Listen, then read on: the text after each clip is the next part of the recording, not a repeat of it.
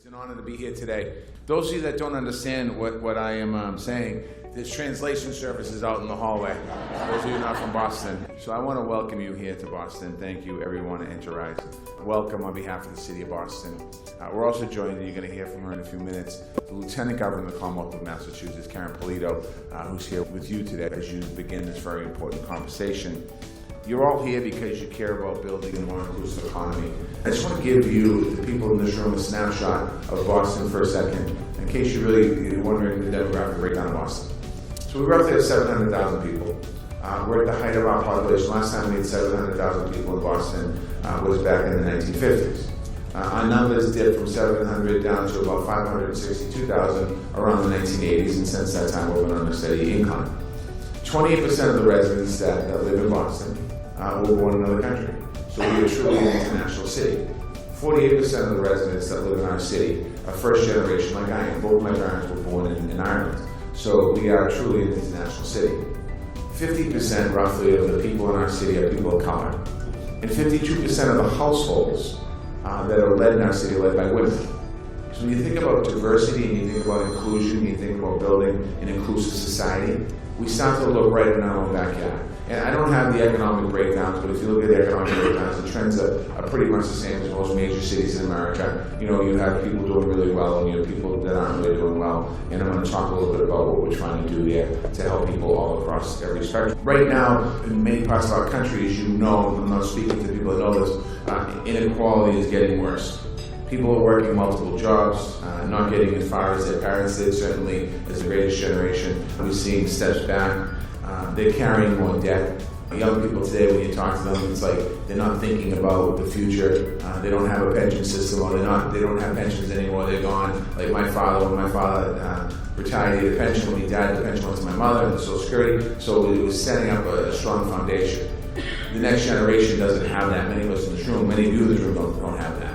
Or your children certainly don't have that. They're not even thinking about it. They're not even thinking about pensions and retirement. For many, the thought of starting their own business or buying their own home seems totally out of reach. A lot of people want to do that, particularly when you think about the inequality of our societies today. You have some folks that are not afraid to, when they go out there and they have the ability to build something, and we have so many people that we're talking about today that don't have that chance to kind of get their own stock home. The odds are stacked up against the hardest working Americans. You're all here because you believe we can do better and we must do better. I appreciate the work you do in your cities and towns that you come from. Thank you for what you're doing. Because the fact that you're here today means that you truly do care. Right now, we don't have a strong federal partner. We know that. Lack of national leadership is clearly holding us back. There's opportunities that were presented before. When I first became the mayor, we had a different president. This isn't about a Democrat-Republican thing. This is about somebody in the White House that just doesn't care. And you have two parties that are so splintered that trying to move our agenda forward and move working class people forward is not happening. The beauty is, all across the country, cities like Boston are stepping up. Those cities, you're here today for that reason. I'm part of the U.S. Conference of Mayors. We spent a lot of time talking about these issues of inequality and how to move forward. And a lot of the mayors, not all of them, but a lot of the mayors, were on the same page, at least addressing the situation. And that's something that is really important. Right now, Boston is pioneering bold, progressive solutions. We're harnessing the strength of our local economy to invest in things that are going to benefit communities for years to come. We're making record investments in our schools, affordable housing, in our public transit, and the Lieutenant Governor can talk about that in a little bit, in parks and libraries. And we're working collectively to make sure that we make those investments. We're also creating innovative ways to get more people on the pathways into the middle class. Today is a big milestone for Boston. In a couple of hours, literally 2 hours, we're going to open up the first recreational marijuana shop in the city's history in the neighborhood of Dorset where I live, not too far from here. It'll be the first one of any major city on the East Coast. The owners of that, Kobe Evans and Kevin Hart, are from Boston. They're Black Americans. Their community's been hard hit by drugs for many generations. So we designed our license process to make sure that those communities will be the first to capitalize and build wealth in this new industry.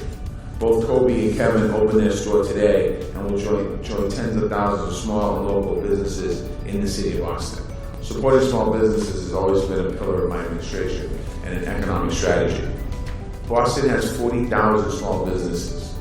Think about that, 40,000 small businesses account for a third of the business revenue. Nearly half of all private sector employment happens in small businesses. In the past 3 years, we've created a loan product, $1.7 million for small businesses for loans and grants and to help people get on their feet. More than half of those businesses are owned by women, 90% are owned by people of color, and for the first time ever, our city is financing an online enterprise as one of the fastest growing segments in Boston's economy. This is an equity strategy, making sure through our economic development how do we reach out and help people. Access to capital has been a barrier forever. It says in my speech here for generations. I don't think it's ever been an issue that people can say it's been great to access capital. We're taking down those barriers, and you are part of that history, what you're going to be talking about today and me to do. Interise has roots here in Boston, has offered important programming for more than 15 years. Boston University and Roxbury Community College has helped this organization get started. And the City of Boston Small Business Unit partnered with Interise on the streetwide MBA program right here in East Boston last year. Probably the most culturally diverse community in the City of Boston and East Boston. I'm proud of working together. We're going to continue to make sure we continue to work together. I know that many of you may be interested in learning more about the city's approach. Our strategies are wide-ranging, but they are all aimed at creating equitable, sustainable economic opportunities. We're focused on groups of entrepreneurs who are often overlooked and undervalued. We're working with child care workers, who are a majority of women and people of color. We're looking at ways to improve access to affordable child care for working families.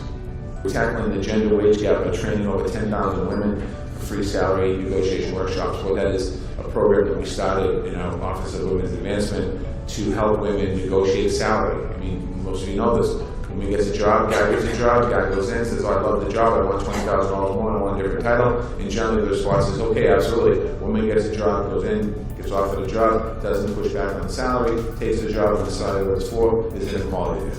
We're training women how to go in and be able to negotiate their higher salary. We've done it for 10,000 women, and we're seeing great success there. We've updated our city procurement policy to increase access for small, local, minority, women-owned, veterans-owned businesses. I would love to stand here and give you a good story on that and tell you that Boston is great and we're doing all kinds of great things here. We're not great on it. We're so far behind on it. Our numbers are dismal, and we're working to recreate how do we get more people of color and women into city-owned contracts. Our numbers, we have about $680 million roughly of city contracts that we give out, and I think the number last year was less than 5% of our contracts went to women and people of color. So we have revamped that whole process, the whole procurement process, to change that. And we're hoping that as next year comes out, the numbers are different. We're also working with families on saving for the future. We started a savings account for every single 5-year-old in the city. We seeded it with $50. We also have an emergency savings program to help municipal employees build rainy day funds.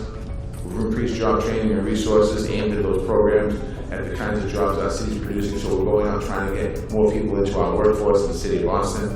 We're providing financial coaching and credit building with the goal of helping 25,000 Bostonians to achieve prime credit score by 2025. When people are going to buy their homes, they have to build the credit up and they understand the importance of that. Every year we have what's something called Boston Tax Help Coalition, helps thousands of people get their credit for their tax returns they've earned. We found hundreds of millions of dollars left on the table where people were filing their taxes and they were entitled to money. And to be able to go out and help people with taxation, get their filing done, that money goes back into somebody's pocket, goes back into the economy. And it doesn't stay in the federal government's coffers, which is great. We're working, including in earned tax credit and child tax. But the conversation, one of the biggest obstacles and barriers that we see in Boston is housing. When you think about the growth of Boston, in 1980, the population was about 560,000 people. In 2020, the population is over 700,000 people. That's a lot of people coming into the city of Boston. The last time we were at 700,000 people, the families in the 1950s were 6, 7, 8, 9, 10 in a family. Today they're 1, 2, maybe 3. So you think about the housing stock, the lack of housing stock, and the crunch that that's causing in our city. The last 6 years, we came up with a housing plan. We created record numbers of new homes at all income levels across the city. We've maintained the highest rate of subsidized affordable housing in the nation. So there's room to grow in your cities and towns across America to go back and talk about creating more housing that's low income and subsidized housing. 25% of all rental units are income restricted. We've reduced evictions in Boston by 10% and foreclosures by 60% in the city of Boston. We've offered assistance to first-time home buyers. In my budget that's coming out that we're working on now, we're revamping our first-time home buyer program, making more investments to make sure there's more money for first-time home buyers. We're also putting in, for the first time ever, a city-run voucher program. We'll be one of the only cities in America that has a voucher program in the city, not a federal voucher program, a city voucher program. At this year's State of the City address, which was a few weeks ago, I announced over $500 million over the next 5 years of affordable housing. This is an important investment in our city's history. $500 million I announced, it's a partnership. It's money that we're going to put in from the city. It's also money that we're going to get from selling a piece of property, and it's working with the state, the governor's office, to make sure that we're able to get some additional revenue into our economy. Little secret, our governor and Lieutenant Governor of Massachusetts is a Republican, I'm a Democrat. But when you have a conversation, when you sit down and work together, and you have the same goals and the same values moving forward, that makes a big difference. And having that partnership at a state level is really important to us. The work that we're doing is far-reaching, and the work that you're doing is far-reaching. This is the most important work that we can do as a city. And I know it's the most important work you can do as organizations and people and working for government. The work that we're all doing will have an impact. We can create generational change. Interise is asking speakers for a call for action. Here's mine. To be successful, we need to be creative. We need to be bold, we need to be brave. And most of all, we need to work together. That is key, because that's not happening in Washington.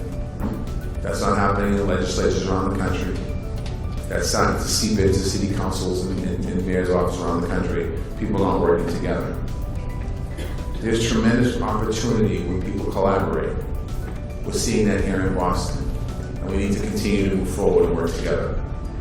If you're interested in learning about any of the city's efforts, please don't hesitate to reach out to our office. Members of our economic development are here today, and they'd love to talk to you, and they're going to be here all day, so they're going to work with you. I want to thank each and every one of you, because some of what I said today, you might say, we're doing that in our city, and there's a good chance we might have taken your idea.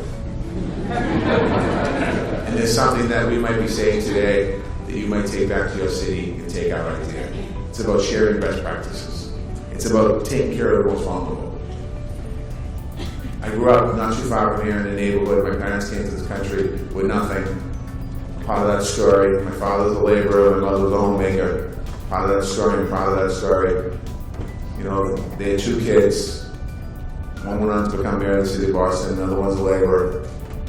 But because of the opportunities my parents had and were given, it was tough back then, they were able to put us on the path to success. The next generation that we're talking about right now isn't having that same story. There's a lot of challenges out there. It's up to all of us in this room, it's up to you in this room to continue to do the work you're doing every single day. You're here today, maybe because you don't want to do this work, because you like to see it different, but you're here today because you do this work, because you've chosen to do this work. And we want you to know that I support you any way I can. I'll support you in your cities any way I can. And I want to welcome you to the city of Boston. Thank you for making a difference in our communities across America, and I hope that you enjoy your time in Boston.